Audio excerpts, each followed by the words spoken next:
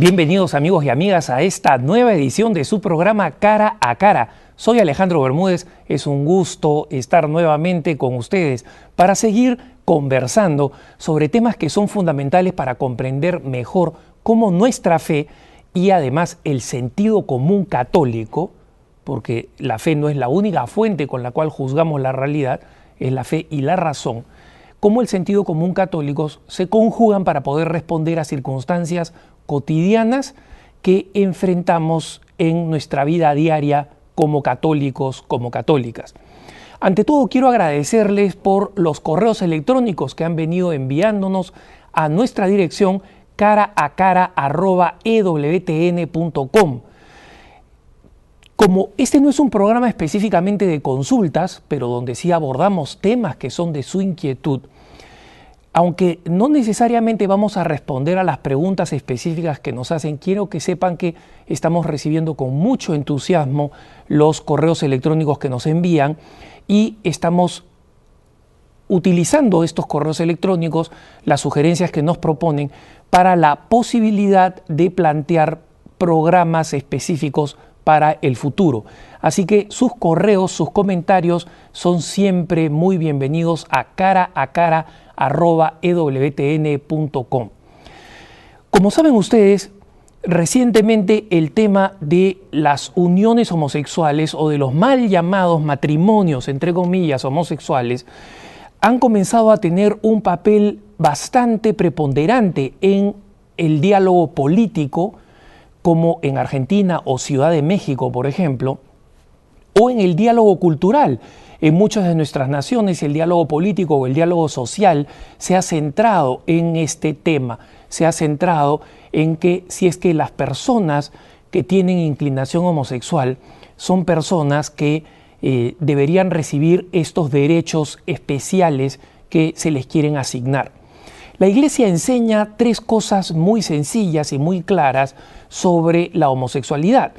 En primer lugar, enseña que una persona con inclinaciones homosexuales comparte absolutamente toda la dignidad de ser hijos de Dios, creados para gloria de Dios y redimidos como cualquier otro hijo de Dios, y que en consecuencia no pueden ser sujetos ni de maltrato, ni de prejuicios, ni de rechazo en ninguna circunstancia, mucho menos al interior de la Iglesia. En segundo lugar, la Iglesia nos enseña que la inclinación homosexual es una desviación, es decir, que no es una inclinación normal. Y en tercer lugar, nos señala que los actos homosexuales son intrínsecamente perversos. Eso significa que por sí mismos los actos homosexuales son actos que son malos en cualquier circunstancia. Eso es lo que significa en términos teológicos o en términos morales, qué cosa significa que algo es intrínsecamente perverso. Es que en cualquier circunstancia, situación, es siempre malo. Pero ¿cuál es el lado médico de esto? ¿Cuánta gente hoy en día, incluyendo los grupos de presión homosexual, vienen afirmando que la homosexualidad es algo inevitable y que es algo genético? ¿Es verdaderamente así? ¿Qué cosa nos dice la medicina específicamente sobre la homosexualidad? Este es un tema importante que vamos a conversar con un médico, con el doctor Luis Raez, uno de los médicos jóvenes más importantes. Él es latino, pero en los Estados Unidos es uno de los médicos más destacados en distintos campos vinculados a la oncología. Vamos a tener acá al doctor Lucho Raez para hablar cara a cara sobre este tema. ¿Cuál es el aspecto y el punto de vista médico de la homosexualidad? ¿Y cuál es el aspecto genético de la homosexualidad? Para poder saber cómo las enseñanzas de la Iglesia de alguna manera encuentran o no un sustento en la medicina. Ya saben, pueden escribirnos a caraacara@ewtn.com y nosotros vamos a estar aquí después de la pausa para hablar con el doctor Lucho Raez. Ya volvemos, no se vaya.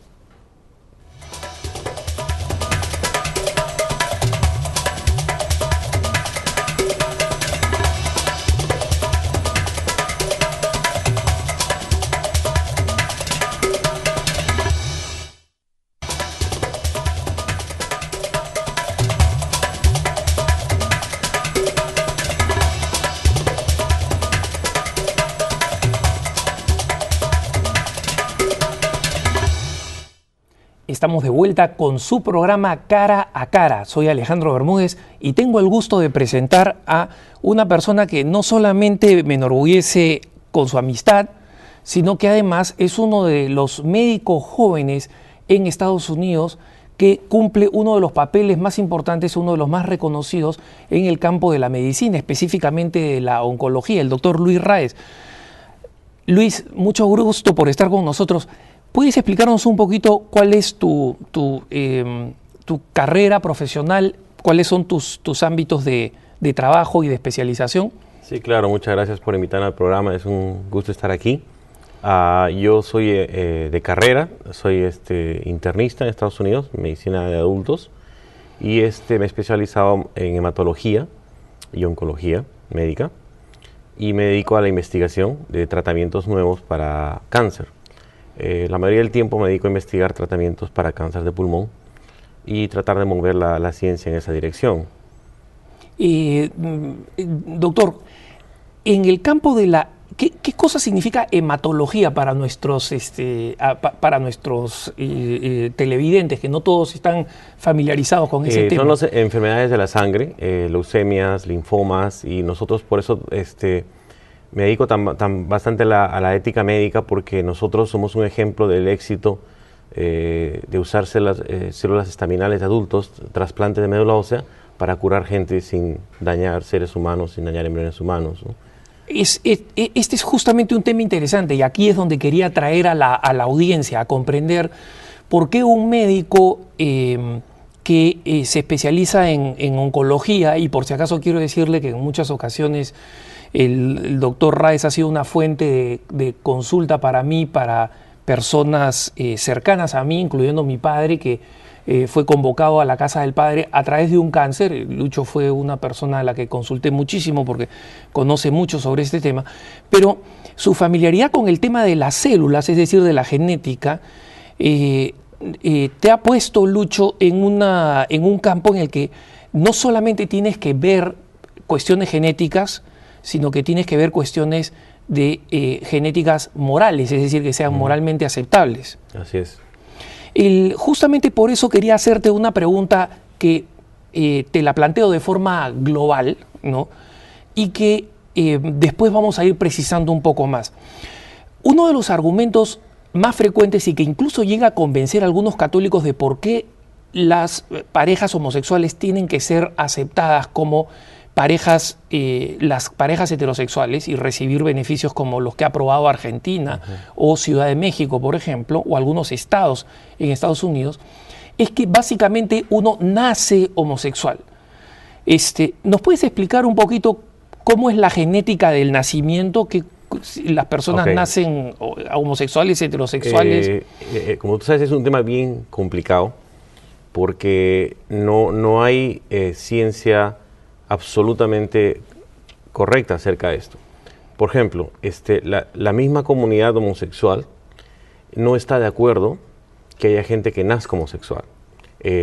Yo, muchos debates que he tenido en televisión, como a mí me consultan como médico, y yo trato de discutir lo que vamos a conversar ahora, qué condiciones genéticas o hormonales o desarrollo humano, psicológicas te pueden dar una tendencia homosexual. Mucha gente homosexual se ofende porque ellos consideran que es una elección. Entonces yo creo que la gente homosexual en Estados Unidos son dos grupos, ¿no? Los que consideran que es una elección y que ellos quieren vivir este tipo de vida, y los que consideran que han nacido así y de repente no están incluso contentos con ese tipo de vida, ¿no? Entonces esos son los dos grupos. Entonces si hablamos del grupo de personas que cree que no tiene otro remedio porque nació así, y incluso muchos de ellos no están contentos con ese estatus y están abiertos a recibir consejo.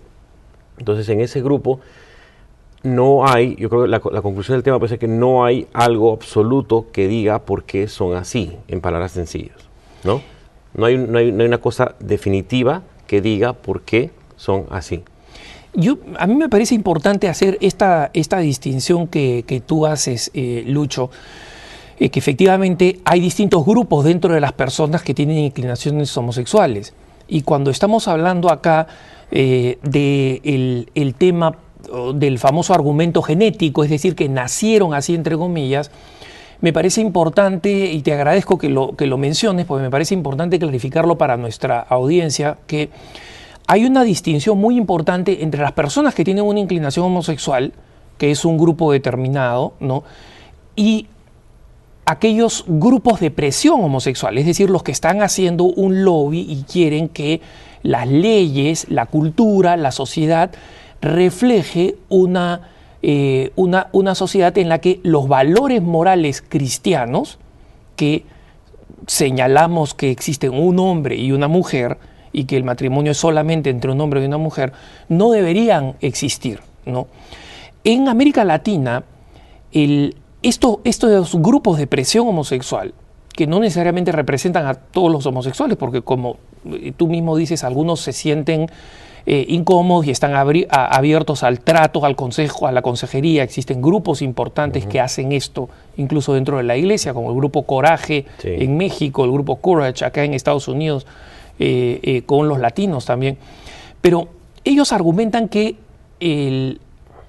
la sociedad se tiene que resignar, entre comillas, y aceptarlo legalmente y culturalmente, porque de alguna manera nacieron así. Tú explicabas que no necesariamente existe ciencia que confirme eso. ¿Podrías explicarnos un poquito qué es lo que dicen quienes proponen esto y cuán correcto o no es lo que dice? Sí, claro. Por ejemplo, hay muchas teorías, ¿no? Hace más de 30 o 40 años, la gente que está interesada en encontrar una razón para esta tendencia, por ejemplo, un argumento es el genético. Que hay un gen que sea el gen que predisponga a la homosexualidad. El problema es que nunca nadie lo ha encontrado. Hasta ahora no hay un gen que predisponga a la homosexualidad. Si tú ves genéticamente lo que enseñan en biología en los colegios, no solamente hay los cromosomas pueden ser XX, ¿no?, para una mujer, o XY para un hombre. No hay una tercera opción, ¿no? Entonces, no hay el cromosoma Z, digamos. Que no hay claro, no hay una tercera opción natural. Ahora, entonces, lo que ellos dicen es, de repente no están en los cromosomas sexuales, no está el gen que predispone a la homosexualidad, de repente está en algún otro, ¿no? Por ejemplo, hay investigaciones en el gen 28. En el gen 28 alguien publicó hace 10 años que de repente hay más homosexuales que tienen una anomalía en ese gen. Pero después de 20 o 30 años de investigación, ningún de los descubrimientos, y si tú haces una investigación en Google, en el buscador de la internet, salen pues 300 artículos acerca de eso, pero los estudios son pequeños y no son reproducibles. Para que algo en ciencia se acepte a nivel mundial, tiene que ser algo que tú descubriste, eso está muy bien, pero tiene que ser hecho por mucha gente diferente y en una gran escala, y tiene que ser hecho de una manera prospectiva. O sea, no es que yo agarré y revisé 20 historias clínicas en un hospital y me pareció que los 20 tenían el gen equivocado.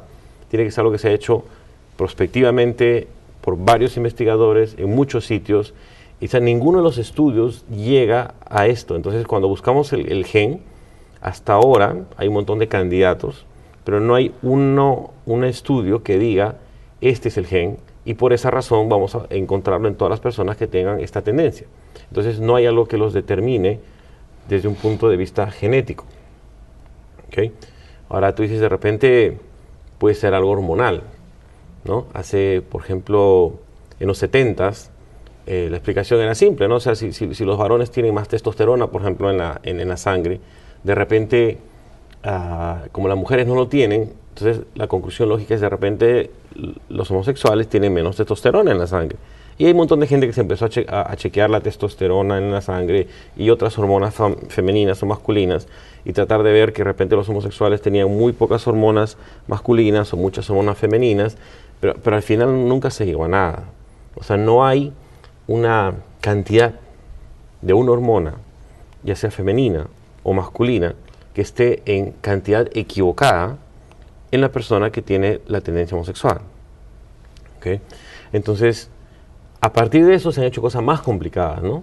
Por ejemplo, una de las teorías más interesantes es que ir ya al desarrollo del niño.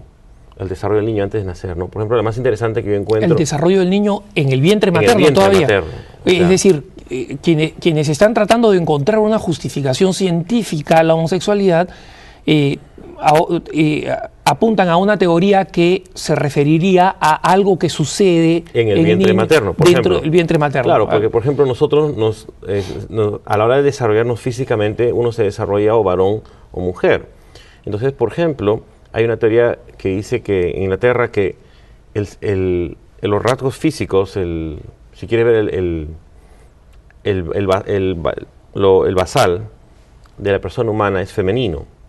Entonces, tienen que el embrión que tiene la carga y la determinación de ser hombre, tiene que empezar a secretar hormonas masculinas para que los órganos y el cuerpo le empiece a cambiar de acuerdo al hombre. Entonces, en el cerebro debería pasar lo mismo. Si el cerebro tiene rasgos femeninos básicos y el cerebro de este embrión va a convertirse en un hombre, estas hormonas masculinas lo que van a conseguir es que poco a poco el cerebro cambie y termine siendo el cerebro de un varón con todas las características de un varón. Entonces esta teoría dice que de repente en ese proceso de desarrollo algo falla, que no sabemos bien, entonces el cerebro de este embrión no se expone a la cantidad de hormonas necesarias y por eso es que él genéticamente es un varón XY, luce como un varón, pero tiene un pensamiento y una forma de ser y un raciocinio que de repente es más feminoide o femenino. Entonces esa es otra teoría que tiene muchísimos artículos, publicaciones, mucha gente que piensa que de repente esa podría ser la razón por la cual uno luce como hombre, pero se comporta mentalmente de repente con rasgos femeninos, incluso desde que es niño, ¿no? A veces uno no entiende por qué algunos niños son un poquito más diferentes que otros, ¿no? Que los varones.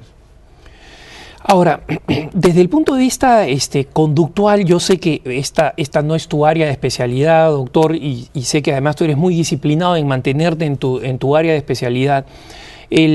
Pero acá hay puntos en el que se entrecruza lo propiamente médico con lo psicológico, ¿no es cierto? Porque hay también algunas explicaciones psicológicas o psiquiátricas al tema de la homosexualidad.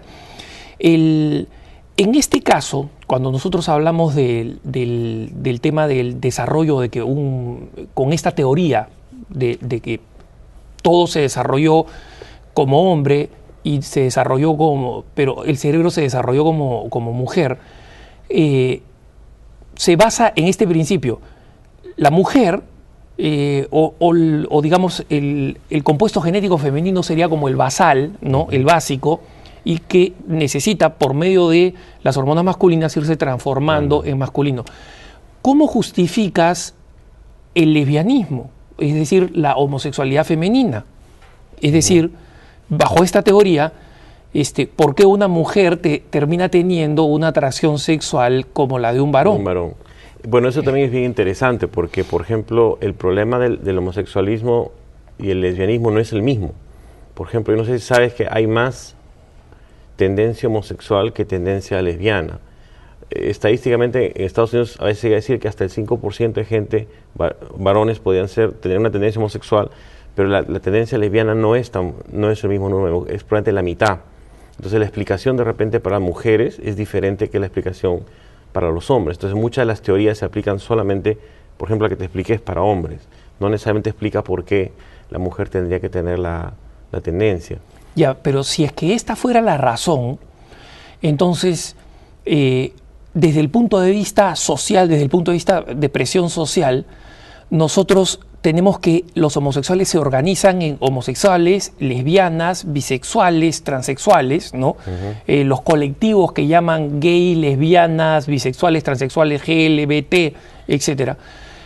Pero todas estas son cosas completamente distintas. Son personas que simplemente quieren que sus distintas formas de vida sean aceptadas por la sociedad. Así es. Y desde el punto de vista médico no son la misma cosa, obviamente. No, pues por eso hay muchas posibilidades, ¿no? Por ejemplo, otro argumento, digamos, para citar, por el cual te dice que la genética de repente no está correcta. Imagínate que sean siameses, gemelos, ¿okay? Una pareja de niños gemelos. Si ellos tienen la misma carga genética, incluso algunos han nacido del mismo embrión.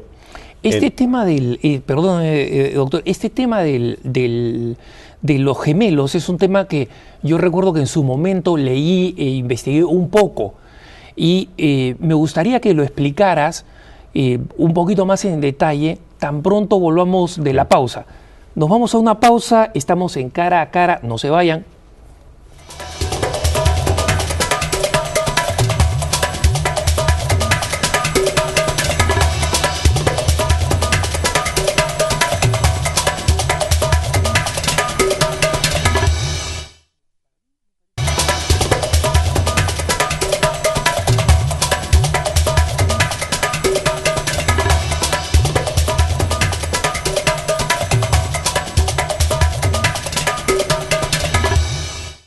Estamos de vuelta con el doctor Luis Raez hablando de ¿existen fundamentos genéticos para decir que una persona nació homosexual? Doctor Raez, tú nos venías explicando que existen varias teorías que tratan de justificar la existencia genética de la homosexualidad, ¿no? Pero este tema de las existencias genéticas, primero, no explicarían todas las situaciones, como por ejemplo el caso de las lesbianas, cuando tratan de explicar que hay un problema en el desarrollo del cerebro, ¿no? Que la persona físicamente se desarrolló varón, pero el cerebro se desarrolló de manera femenina. Eso no justificaría el caso del lesbianismo, es decir, de la homosexualidad femenina. Hubo un caso ya hace un tiempo de un estudio que se hizo en el caso de gemelos, porque algunos resultaban homosexuales y otros no. Y nos fuimos a la pausa cuando estabas comenzando a explicar este caso. ¿Nos podrías explicar cómo este caso ha querido ser usado para justificar una vez más que existe una base genética de que los homosexuales nacen homosexuales? Sí, o sea, lo que pasa es que para una de las formas de discutir el argumento genético es el caso de los gemelos, ¿no? Porque si son dos niños que nacen gemelos, tienen la misma carga genética. Entonces, si hubiese... Esa sería la diferencia entre los gemelos y los mellizos, ¿no es cierto? Bueno, depende de si vienen de uno o dos particiones, ¿no?, del embrión humano. Pero generalmente tienen la misma carga genética. Entonces, a diferencia de tú y de tu hermano, que vinieron de dos embriones diferentes, ¿no?, que tienen una carga genética parecida, pero no es la misma. Pero digamos, por eso digo, si fuese algo genético, hubiese algún cromosoma que esté mutado, había un cromosoma partido, algo extra, entonces los dos gemelos, los dos mellizos, o los tres mellizos que nacieron, deberían tener la misma orden, el mismo programa como en la computadora para comportarse y tener la tendencia. Entonces, acerca de gemelos y mellizos hay muchos estudios publicados, pero la conclusión yo creo que la conclusión que uno fácilmente puede encontrar es que ninguno concluye de que se puede hacer, porque el mayor argumento, como tú dijiste, es que hay un muchacho de los mellizos que es homosexual, pero el hermano no. Y los dos tuvieron la misma carga genética, el mismo desarrollo, los mismos padres. Entonces, ahí es que entran más bien los otros factores, ¿no?, los psicosociales, factores del desarrollo, porque ahí la gente que piensa que de repente la tendencia homosexual es algo más del desarrollo de la persona, algo más psicológico o del ambiente, justamente usa ese ejemplo, ¿no? Es decir, que los dos hermanos de repente tenían cierta inclinación genética que no la conocemos, pero eso no es lo más importante, porque un hermano, basado en la educación que tuvieron, basado en la exposición que tuvieron al medio, a los padres específicamente, uno sí desarrolló la tendencia y el otro no. Por ejemplo, hay gente que dice que estadísticamente los homosexuales varones tienen más hermanos mayores, ¿no? Entonces, puede ser que sea algo importante o no, pero parece que estadísticamente hay un mayor chance de que el muchacho sea homosexual cuanto más hermanos mayores varones tenga. Entonces, esa es una de las teorías del desarrollo, ¿no? Pero ahí ya estaríamos entrando más a la parte psicológica que a la parte genética. Entonces, me gustaría hacer una recapitulación para nuestros televidentes. Entonces, esto sintetizo bien, Lucho, si es que digo lo siguiente. Desde el punto de vista genético, existen varios argumentos que se han tratado de ensayar para justificar el origen genético de la homosexualidad, ¿no? Esas explicaciones que se han tratado de utilizar, como por ejemplo el hecho de que existiría algún cromosoma o el hecho de que sería un problema en el desarrollo, en la masculinización del cerebro que falla dentro del vientre materno, ¿esas investigaciones son conclusivas? Es decir, en este momento, ¿se puede decir científicamente que los homosexuales nacen homosexuales? Yo creo que no. No creo que no, y eso es independiente de este debate. O sea, tú puedes citar gente que científicos que no tienen ningún interés de entrar en ningún debate moral y te dirían que no, porque no es parte de la verdad, no es parte de un hallazgo científico que sea válido, ¿no? Entonces, en resumen, por ejemplo, no hay un gen que esté asociado a la tendencia homosexual que sea reconocido universalmente. No hay una mutación, una destrucción, una alteración de ningún gen que esté asociado a la tendencia homosexual que sea reconocido. No hay una hormona que se produzca basada en algún gen que esté asociada a la tendencia homosexual. Incluso ahora hablamos de más cosas. Por ejemplo, cuando te da el ejemplo de los hermanitos. De los gemelos. Sí, pero el otro ejemplo de los hermanos, que parece que los muchachos homosexuales tienen varios hermanos varones. Esa teoría, por ejemplo, es una teoría también bastante biológica, porque dice, la mamá estuvo expuesta a ciertos antígenos de cada hijo, entonces con cada niño va haciendo anticuerpos que van destruyendo los supuestos genes o caracteres masculinizantes. Entonces cada niño va siendo más sensible a tener actitudes más feminoides, ¿no? O sea, ese sería un argumento genético también, no sí, psicológico. Porque son anticuerpos, pero que en el fondo están basados, ¿no? Entonces, en el fondo también es un argumento genético. Y son argumentos fuertes, porque si fuesen ciertos, de verdad que darían una explicación. Pero ninguna de esas teorías es comprobada, cierta, aceptada. Y como te digo, eso va más allá del debate, ¿no? No es que nosotros lo digamos, otro grupo sí lo dice. Eso no es parte de la verdad. O sea, ahora que está investigándose, que se estudia, que alguien encuentra algo interesante, pero no es algo aceptado por la comunidad científica. O sea. Entonces, en resumen, en buen castellano, decir que existe un origen genético que nacieron así, no es verdad científicamente, desde el punto de vista científico. No, claro, y ahora también teniendo compasión con la gente homosexual que no se siente bien, que no está contenta de repente. Bueno, de repente también hay algo por el cual nacieron así o se influenció así, pero eso no se ha descubierto todavía, ¿no? De repente cada 100 años se va a descubrir o se va a encontrar una explicación, de repente no será genética, sino será de otro tipo. O sea, por eso es que sin ofender a la comunidad de personas que no se sienten contentas así, hasta el día de hoy no hay prueba de que eso sea cierto. Y como no hay prueba de que eso sea cierto, no se puede tomar como verdad. Y en el nombre de eso no se puede tomar decisiones menos políticas o sociales que influencien incluso a otras personas, porque ellos son minoría.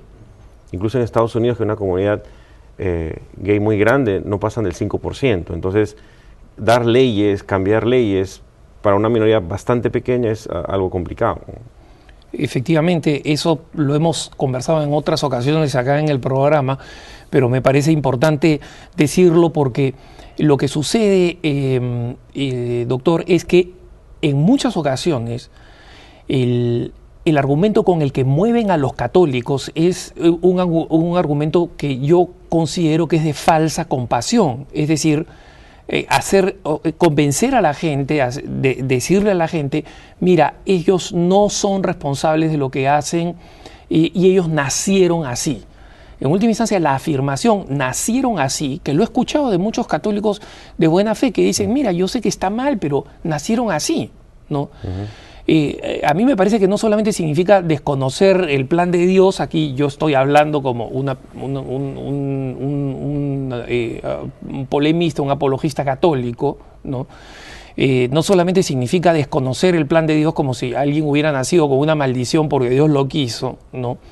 Sino que además es algo que científicamente no es aceptable. Eso me parece importante que lo comprendan los católicos. ¿Por qué? Porque cuando nosotros nos planteamos la defensa del matrimonio como entre un hombre y una mujer, que se ve dañada directamente cuando las uniones homosexuales reciben una equivalencia de trato desde el punto de vista legal, social, cultural, nosotros estamos dañando fibras importantes de la sociedad en base a argumentos de una minoría que utilizan afirmaciones que no son científicas, ¿no? Aduciendo, sin embargo, de que son científicas. Porque en varias ocasiones yo he tenido que debatir con personas militantes homosexuales y han sido tremendamente férreas, sobre todo en América Latina y en España, en afirmar nosotros nacemos así. Y en consecuencia, porque nacemos así, la sociedad tiene que reconocernos así, ¿no? Y me parece importante en ese sentido que una persona que tiene tu experiencia en el ámbito de la genética y de la ética dentro de la genética, traiga las distintas teorías y explique que no es así. Ahora, en el caso que estabas explicando de los gemelos, podríamos decir desde el punto de vista científico, argumentativo, para los que sostenemos que no existe origen genético de la homosexualidad. ¿Tú crees que ese es un buen argumento que un católico vale la pena que lo conozca, por lo menos que sepa que es así? Porque me parece que lo que concluye es que, o sea, demuestra que si dos gemelos comparten el mismo código genético, entonces... Si estuvieran los genes, los dos deberían desarrollar la tendencia homosexual o una enfermedad también. Si tuviera una enfermedad genética, la deberían tener los dos. Entonces, por la misma forma, si uno tuviera tendencia homosexual, el otro la debería tener. Entonces, siempre esa es una de las cosas más cuestionantes que nosotros tenemos contra las personas que están en favor de la tendencia homosexual, porque los mellizos y los gemelos no comparten la tendencia. Y, en cambio, ¿otras enfermedades de origen genético las comparten? Sí, se pueden compartir, porque están en los genes, ¿no? O sea, incluso las compartes hasta con los papás, porque los papás te la pasan, ¿no? Entonces, hay unos tumores de ojo, por ejemplo, retinoblastomas, que el padre la tiene, el hijo la tiene, la hija la tiene, incluso no tiene ni siquiera ser gemelos, todos los hijos la van a tener, lamentablemente, ¿no? Entonces, ese es un buen argumento, yo creo, si los católicos quieren argumentar, ese es un buen argumento para argumentar. O sea, si los mellizos y los gemelos no comparten la tendencia homosexual, teniendo toda la carga genética idéntica, entonces la explicación para la tendencia homosexual no está ahí. Y te agradezco mucho, doctor, por la claridad. También me gusta, una de las razones por las cuales me gusta hablar mucho con el doctor Luis Raez es que el doctor Luis se mantiene siempre en el ámbito científico y explica las cosas desde el punto de vista científico. Y una de las cosas que me interesa constantemente dejar en claro a nuestros televidentes es que los católicos no solamente contamos con la fe, contamos también con la razón, ¿no?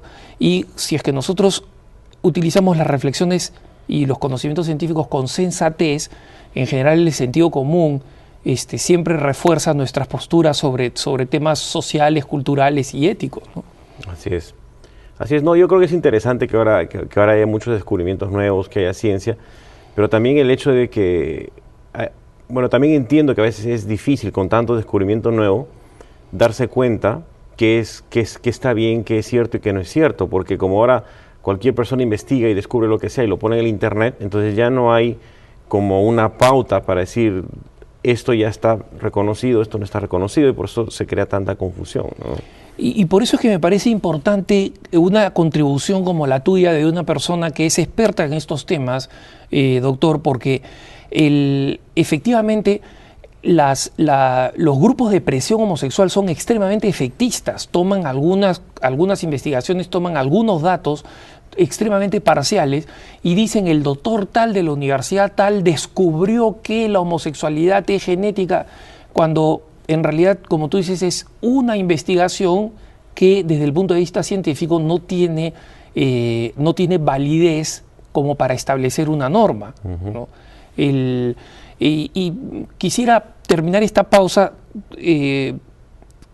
si tú nos pudieras explicar cuál es la diferencia entre una hipótesis científica, ¿no?, y cuando una afirmación de un estudio puede ser considerado esto es cierto y esto ha movido la ciencia a un nuevo nivel o a un nuevo paso. Bueno, eso es fácil, ¿no? Por ejemplo, ahora ya no existen, en el caso de los médicos, por ejemplo, ya no existen los médicos famosos, ¿no?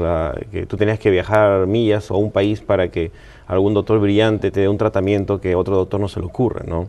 Ahora la ciencia ha avanzado tanto, como en las computadoras, ¿no?, que todo está disponible, ¿no? Incluso en la medicina, por ejemplo, hay pautas terapéuticas.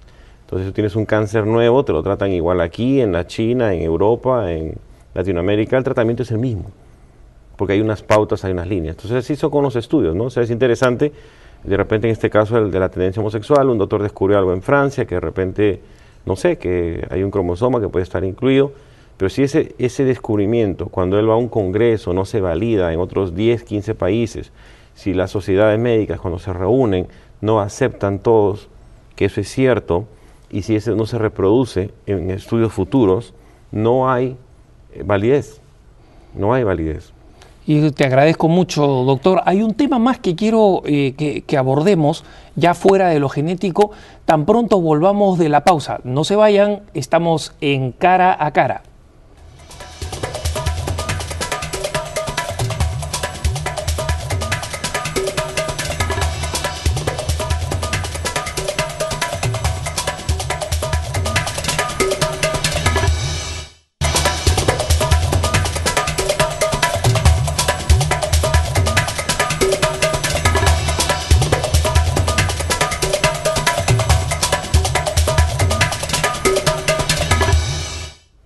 Estamos de vuelta con Cara a Cara y el doctor Luis Raez. Doctor, una vez más, gracias por estar con nosotros. Venimos hablando sobre el tema de la homosexualidad y hasta qué punto este tema puede ser justificado desde el punto de vista genético. Muchas de las presiones que se realizan en nuestros países para tratar de legalizar las uniones homosexuales, como dándoles el rango de, entre comillas, matrimonio, se basan en este tema genético, pero hay muchos grupos de presión homosexual, como tú mencionabas al comienzo, doctor, que rechazan el tema genético. Es más, tú tuviste un episodio una vez, sí, en un programa de televisión donde te invitaron a discutir el tema. ¿Nos podrías contar un poquito cómo fue para de ahí retomar sobre este argumento? O sea, es bien interesante porque a veces, como en Latinoamérica, es muy común que los homosexuales digan yo nací así. Entonces uno trata de discutir el tema como uno está discutiendo, aspectos genéticos, hormonales, pero una vez en un debate en televisión, acá en Estados Unidos, un señor homosexual me dijo que lo estábamos ofendiendo, ¿no? Que yo creo que lo que él dice es cierto, hay un grupo muy grande de homosexuales en Estados Unidos que considera una aberración que estemos discutiendo algún factor genético, hormonal o fisiológico, porque ellos consideran que es una elección de ellos, que ellos eligieron tener la tendencia homosexual y que eso es como un estilo de vida y que nadie se los puede quitar y que no están interesados que nosotros encontremos mañana, pues si mañana descubrimos el gen o la hormona, podemos descubrir la cura. Entonces el Señor me dijo muy agresivamente que no está interesado que encontremos los médicos ninguna cura, ni ninguna hormona, ningún gen que lo podamos inyectar a nadie, porque él y la comunidad en la que él vivía no estaban interesados en cambiar y querían mantener esa conducta. Entonces yo creo que es importante reconocer que hay un grupo grande de personas homosexuales que consideran que es una elección y un estilo de vida y no está ligado a ningún factor biológico. Esto me parece importante que lo señales, doctor, porque existe un grupo importante, efectivamente, de personas que hacen campaña para el tema homosexual, que tienen intereses fundamentalmente políticos, ¿no? Y la razón es esta. Muchos homosexuales dicen que la razón por la cual ellos tienen un índice más alto de transformaciones psicológicas, ¿no es cierto? O sea, la depresión, abuso de drogas, etcétera, es mucho más alto en las personas homosexuales que en las personas que no lo son. Es consecuencia no de que ellos tengan un problema, sino del rechazo social, y que si la sociedad cambiara, estos problemas se acabarían. Entonces, no es raro que tú te hayas encontrado con alguien que estaba haciéndote este reclamo, ¿no? El único problema es que a mí me parece que cuando traen a un activista homosexual a discutir con un médico, están trayendo una papa a pelearse pues con una lechuga, ¿no? Porque, digamos, la discusión o es científica o es política, ¿no? Sí, pero yo creo que de repente lo que pasa es también, hay otros factores psicológicos, ¿no? Por los cuales, por ejemplo, de repente estas personas escogen la homosexualidad, ¿no? Tratando de entender a esta gente que dice que es una elección. Por ejemplo, hay un montón de estudios que tratan de estudiar la interacción en la familia, ¿no? Entonces parece que estadísticamente hablando es más común que en la gente homosexual haya tenido, por ejemplo, un padre que abandonó el hogar, un padre divorciado, haya tenido abuso infantil, violación. Es más común que la gente haya tenido una madre sobreprotectora. Es más común, por ejemplo, que los niños hayan rehusado a jugar juegos de niños.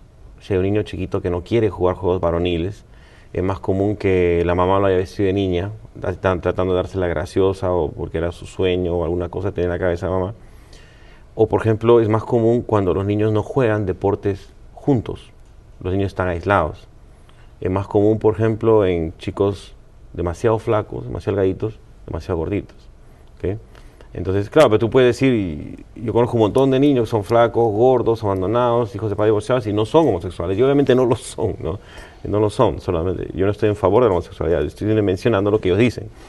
Entonces, pero eso es lo que dicen, por ejemplo. Entonces, de repente, todos estos factores psicológicos y familiares en hogares realmente disfuncionales hacen pues que estos muchachos crezcan y lleguen un día a la idea de que es normal escoger ser homosexual, ¿no?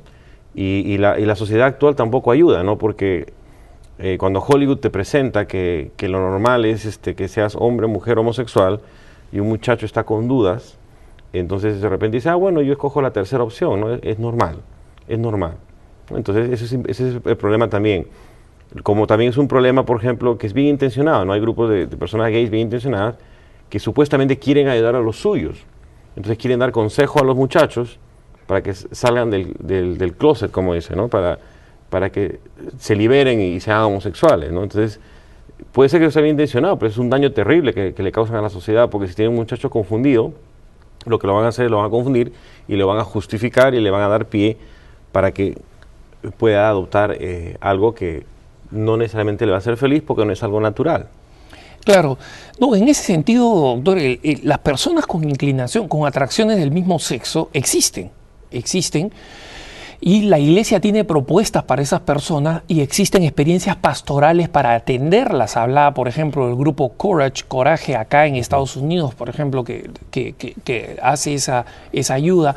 Hablaba del grupo Coraje, ya con este nombre establecido en México, por ejemplo, y existen en varios países, aunque de una manera no tan organizada, propuestas pastorales, porque se entiende que este problema existe y que muchas personas católicas combaten contra estas inclinaciones de atracción del mismo sexo. Es decir, el tema existe, nadie puede negarlo. Y es un desafío pastoral y ciertamente es una carga para una persona que tiene una inclinación del mismo sexo, ¿no? Pero la única manera de liberarlas, a mi modesto entender, es primero hacerles comprender que no nacieron así. Es decir, que por más que sea una tendencia intensa, una persona que tiene una adicción al alcohol o a las drogas, por ejemplo, también siente una inclinación extremadamente intensa hacia cosas que le son dañinas, ¿no? Y eso no significa que sea ni genético ni que sea irreversible, ¿no? Entonces, pero el tema que me parecía importante en este aspecto es que efectivamente algunas razones psicológicas deben haber y estas se pueden combinar ¿no? A veces algunos componentes que puedan ser innatos con otros componentes que puedan ser psicológicos. En realidad, creo, hasta donde yo conozco, que desde el punto de vista científico, incluso en la rama de la psiquiatría, no es que se ha encontrado la razón de por qué una persona tiene una inclinación homosexual. No, así es como decía, para aclarar, ¿no? Yo he nombrado muchas posibles cosas que influencian, pero es obvio, pues, que, como decía, ¿no? Hay muchos niños que nacen de padres divorciados y no hay ningún peligro de pensar que su hijo te va a ser homosexual, ¿no? Pero hay gente que en los estudios estos psicológicos trata de justificar con estas características la decisión que tiene la persona un día de hacerse homosexual. Pero por eso decía, yo creo que es importante que la sociedad ayude de la forma adecuada, ¿no? Porque como te decía, si vamos a ir a darle consejo a un niño que está perturbado para que sea homosexual, estamos haciéndole un daño terrible, ¿no? Entonces, en la sociedad que vivimos aquí, creo que necesariamente no es lo mismo en Latinoamérica, esas iniciativas se dan, ¿no? Y sin embargo, desde el punto de vista de lo que usted ha visto, doctor, como la manera de enfrentar estos problemas de personas con inclinaciones homosexuales, normalmente usted ha oído hablar de alguna forma de trato psicológico o psicoespiritual que sea eficaz para ayudar a estas personas a salir de estas... Sí, aparte de las organizaciones que tú has nombrado, creo que una es Courage, la otra es Encourage. Son similar los nombres y son sacerdotes católicos las que las llevan. Yo no conozco mucho de eso. Si fueran factores psicológicos, como lo he nombrado, entonces hay un chance que los padres de familia podamos hacer mucho, porque al final de cuentas todo lo que yo he mencionado son cosas disfuncionales en la casa, ¿no? Por ejemplo, ¿por qué la madre es tan sobreprotectora? Es porque el papá no tiene un rol en la casa. Papá, estamos todo el día trabajando, no estamos nunca en la casa, entonces el niño está creándose con la figura materna. Entonces hay cosas como esas que se pueden ayudar. Una cosa interesante, la mayoría de padres de familia que están preocupados porque piensan que su hijo puede tener una tendencia homosexual, lo niegan porque les da vergüenza. Entonces precisamente lo que tú estás diciendo no se da, porque el papá está preocupado y asustado, pero le da tanta vergüenza con los amigos que no va a hacer nada por ello. Y eso es totalmente contraproducente. De repente, si un padre de familia que no está viendo, está preocupado porque su chico de 7 años tiene una actitud que no parece biológicamente masculina, de repente aunque sea que lo lleve un psicólogo o que lo lleve a alguien que le pueda dar un consejo. Pero muchos papás les da miedo, les da vergüenza, no quieren que se den cuenta los amigos. Entonces, y es todo lo contrario a lo que deberían hacer, ¿no? Deberían preocuparse, por ejemplo, poner a su hijo en el fútbol, en el equipo varonil de fútbol y tratar de incentivarle cosas que haga que vayan un poco más con una personalidad masculina, ¿no? Ahora, el tema de recurrir a un psicólogo también es medio complicado, doctor, porque en muchos lugares... Depende de quién sea el psicólogo. Efectivamente, sí. Hay psicólogos que dicen, bueno, lo que te voy a hacer es ayudarte a aceptar tu homosexualidad. No, por eso te decía, es peligroso acá, en Estados Unidos, porque hay gente que te está tratando de ayudar y confundiéndote más, ¿no? Entonces eso sí tienes toda la razón, ¿no? Tiene que ser alguien, de repente... Esta gente de Courage o Encourage se la puede buscar en el internet y uno puede llamar y decir, bueno, yo no vivo en Massachusetts donde están ellos, pero deben conocer a alguien a nivel local que tú puedas llevar tu hijo, tu hija. Y yo tengo suerte, yo vivo en Miami, por ejemplo, y hay psiquiatras católicos, psicólogos católicos, hay incluso sacerdotes y monjas que no serán muchos, pero que te pueden dar cierto... Pero digo, muchas de las cosas que son cosas simples, son tratar de ser buen padre. Porque si toda la lista que yo te he dado rapidito son familias disfuncionales porque el papá y la mamá no se llevan bien, no crían al hijo bien, tenemos otras prioridades en la vida. Entonces, claro, de repente el hijo no va a salir homosexual, pero vas a terminar divorciándote de cada 10 años. Entonces, al final, la familia tiene que ser consolidada, no solo para evitar este problema, sino otros problemas. Entonces, al final es tratar de consolidar una familia de la forma como cristianamente debería ser. O sea. Este tema me parece muy importante y te agradezco mucho, doctor, que lo traigas a colación, porque en el fondo los grupos de presión homosexual cuentan con mucho apoyo de parte de la prensa, son grupos extremadamente minoritarios, son muy pequeños, y tienen una influencia desproporcionada en el impacto que tienen a través de los medios de comunicación, en la capacidad de ejercer presión, por ejemplo, para que se cambien legislaciones en distintas partes de nuestros países, ¿no? Sin embargo, eso es importante que nosotros volvamos a lo fundamental, ¿no? Es decir, en última instancia, problemas como los grupos de presión homosexual y problemas psicológicos, espirituales, como las personas con inclinaciones homosexuales, en el fondo encuentran una solución que es la solución para la gran mayoría de los problemas, que es la recuperación del valor de la familia, ¿no? Sí.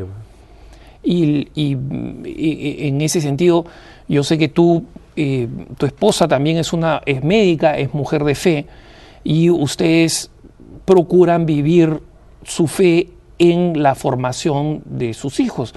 En estos poquitos minutos que nos quedan, ¿cuál es un poco cuáles son las perspectivas que se pueden traer al campo para hablar de solucionar muchos de estos problemas desde el punto de vista de la familia? Supongo que ese va a ser el tema de otro programa, doctor. Te agradezco mucho por estar aquí con nosotros, y nosotros vamos a volver. Queremos invitarte una próxima vez y más de una próxima vez, porque creo que estos temas son bastante ilustrativos para que nuestros hermanos y hermanas católicos comprendan que nuestras posturas no solamente se basan en la fe, sino también en la razón. No dejen de escribirnos a cara@ewtn.com. Muchas gracias, doctor, por estar con nosotros. Gracias a ustedes y hasta la próxima.